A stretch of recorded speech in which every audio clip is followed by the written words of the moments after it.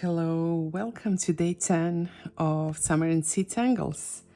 Today's tangle is a cute one that I just found about yesterday through a comment of the author of it. It's Beth Gaughan who deconstructed it.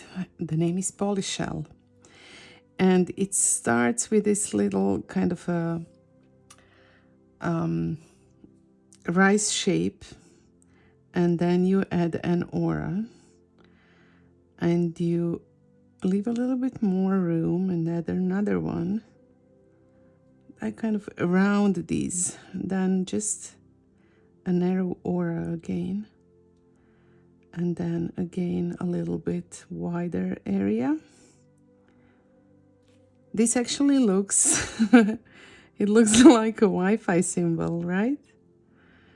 But you will see after we are done with the shading and highlighting, it will hopefully look like a shell, which it was inspired by. And of course I will add another one,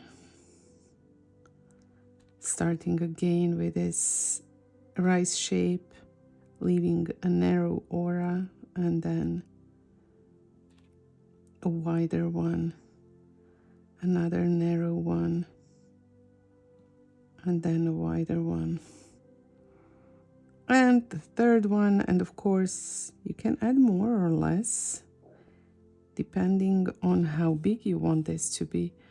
Let me add another one here. So the more you add, the wider the shell gets. And yeah, these are the two. I like how they're leaning against each other. And now I will add the shades. So I'm first adding the shades between the two so that I enhance this placement of one shell over another one. Then I will darken, and you can also ink it in, but I'm choosing to use this very dark graphite pencil that I'm using. It's a graphite matte.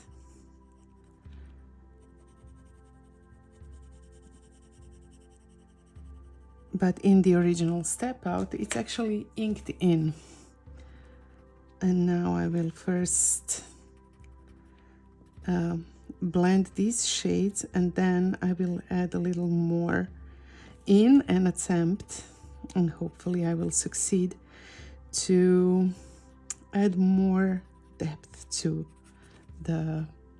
each shell. I will add shades to the sides of it like this, leaving a little space at the very edge. It's like a reflected light from the bottom. It's a term from the shading theory.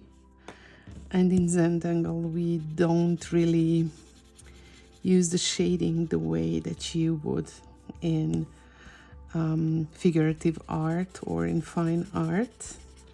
It's more to enhance the shapes, and usually in order to enhance the placement of it, like in front and behind each other.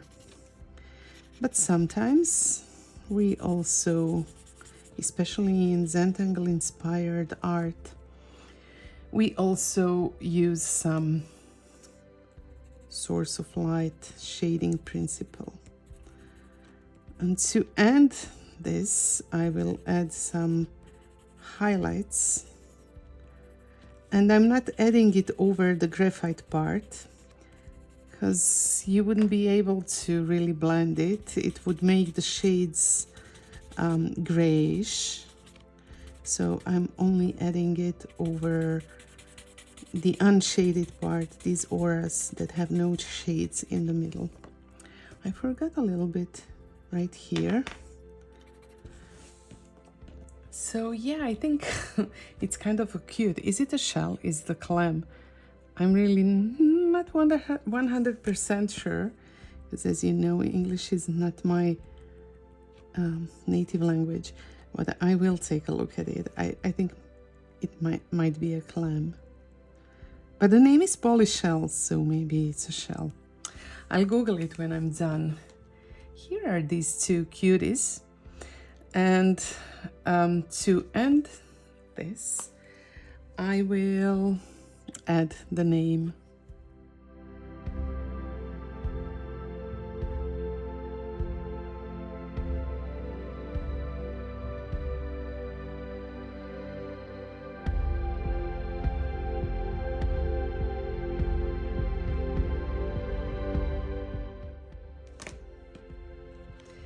And it's done.